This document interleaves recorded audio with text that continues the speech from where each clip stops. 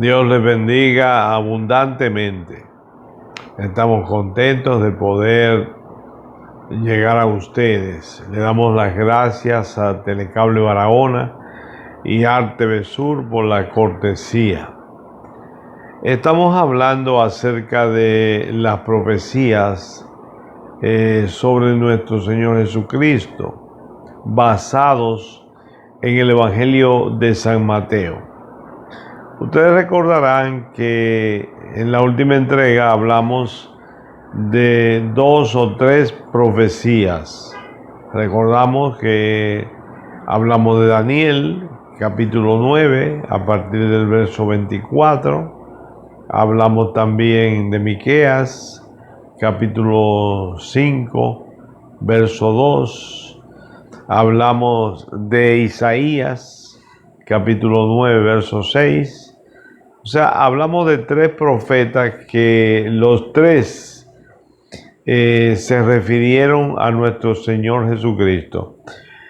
Hablamos de Daniel en el 500 antes de Cristo, que es después de Isaías, que es 750 antes de Cristo. La razón es porque Daniel se refiere al momento en que nuestro Señor aparece, establece la manera de darnos cuenta cómo el Señor va a aparecer, en qué momento de la historia.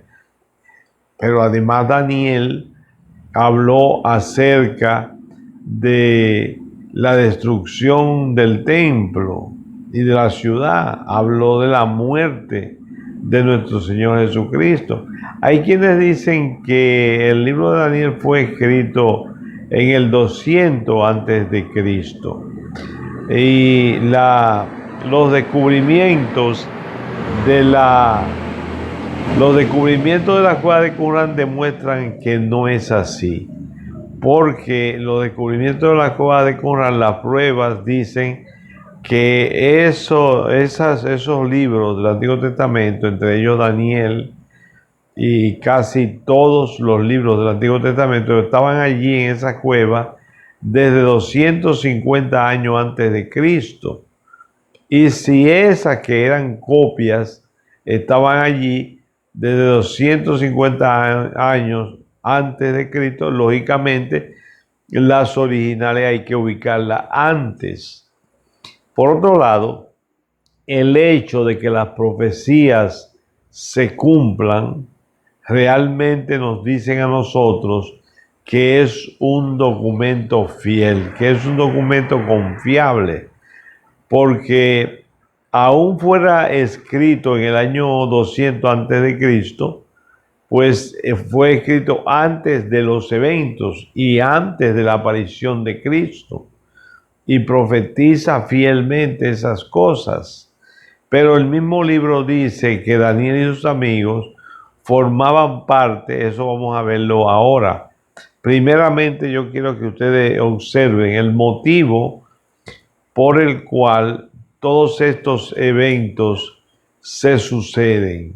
Primeramente vamos a ver qué nos dice la historia, el internet, acerca de Nabucodonosor. Vamos a ver lo que nos dice Google acerca de Nabucodonosor. Nabucodonosor II fue el hijo mayor y sucesor de Nabopolassar, quien liberó a Babilonia de la dependencia de Asiria y dejó a Nínive en ruinas. Según Beroso, contrajo matrimonio con la hija de Ciázares, por lo que las dinastías de los medos y los babilonios se unieron. Necao II, rey de Egipto, obtuvo una victoria ante los asirios en Megiddo.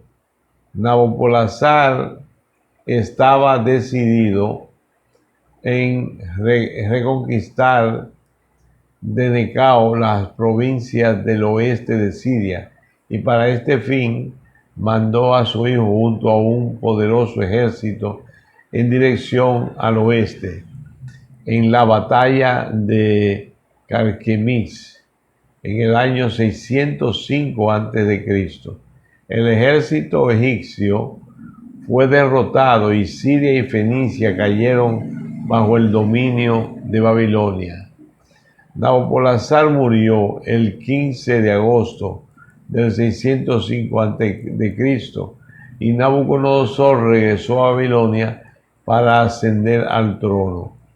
Después de vencer a los cimerios y escitas, todas las expediciones de Nabucodonosor estuvieron dirigidas hacia el oeste, aunque un poderoso vecino, los medos, estaba ubicado en el norte. El matrimonio de Nabucodonosor con Abuya, hija del rey de los medos, aseguró la paz entre los dos imperios. Nabucodonosor llevó a cabo varias campañas sobre Siria y Judá. Un intento de invasión a Egipto en el 601 a.C. tuvo algunos contratiempos causados por diversas rebeliones en el área del Levante, incluyendo Judá. Nabucodonosor terminó con las rebeliones capturando a Jerusalén en el 597 a.C.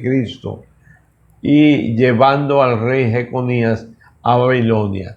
Cuando el faraón Apries intentó nuevamente una invasión a Palestina en el 589 a.C., Judá y otros estados de la región se rebelaron. Un segundo asedio de Jerusalén ocurrió en 587 a.C. y 586 a.C., finalizando con la destrucción del templo. Esto no se trata de datos ofrecidos por la Biblia, es datos históricos ofrecidos por otras fuentes, pero que concuerdan con lo que la Biblia dice.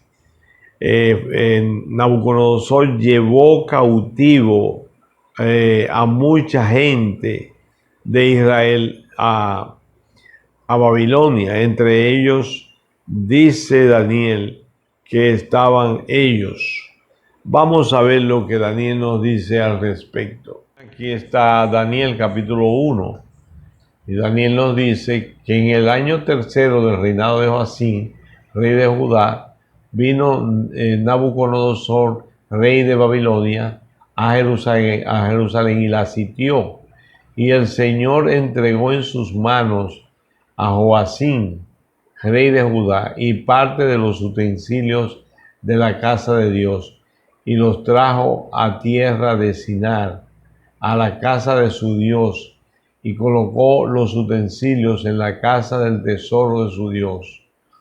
Y dijo el rey a Aspenaz, jefe de sus eunucos, que trajese de los hijos de Israel, del linaje real de los príncipes, muchachos en quienes no hubiese tacha alguna, de buen parecer, enseñados en toda sabiduría, sabios en ciencia y de buen entendimiento, e idóneos para estar en el palacio del rey, y que les enseñase las letras y la lengua de los caldeos.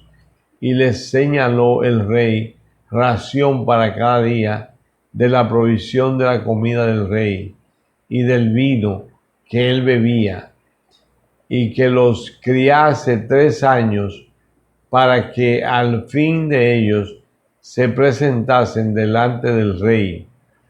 Entre estos estaban Daniel, Ananías, Misael y Azarías, de los hijos de Judá. Todo esto sucede antes del 500 antes de Cristo.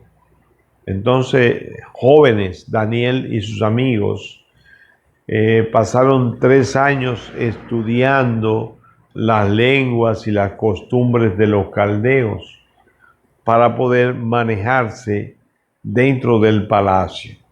Daniel y estos 3 muchachos eran hombres fieles a la Torá, a las leyes judías, a su Dios, y bajo ninguna circunstancia y bajo ninguna presión estos jóvenes iban a ceder para dejar la fidelidad de su Dios. Es algo que vemos en la narrativa del libro. Y las cosas que se dicen dentro del libro han tenido fiel cumplimiento.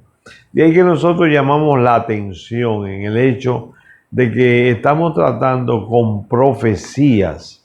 Las profecías no tienen origen en la mente humana ni en habilidad humana. Cuando se habla del futuro, estamos hablando de un poder que solamente lo tiene Dios. Cuando los espíritus malignos profetizan, lo hacen en base a engaños, hacen profecías que ellos mismos hacen cumplir para aparentar que tienen poder sobre el futuro, pero solo Dios tiene poder sobre el futuro. Y el hecho de que estas profecías se cumplan demuestra que realmente hubo una intervención divina en estas escrituras. O sea que cuando estas escrituras se originan en la mano de los profetas, es porque un poder sobrenatural tuvo participación activa. Y en este caso nosotros estamos buscando las profecías que tienen una conexión directa con la persona de Jesucristo. La Biblia es el libro que habla acerca de Cristo desde Génesis hasta Apocalipsis. Realmente la Biblia fue escrita para Jesucristo, para revelar la persona de Cristo, porque Cristo es Dios que viene a la tierra.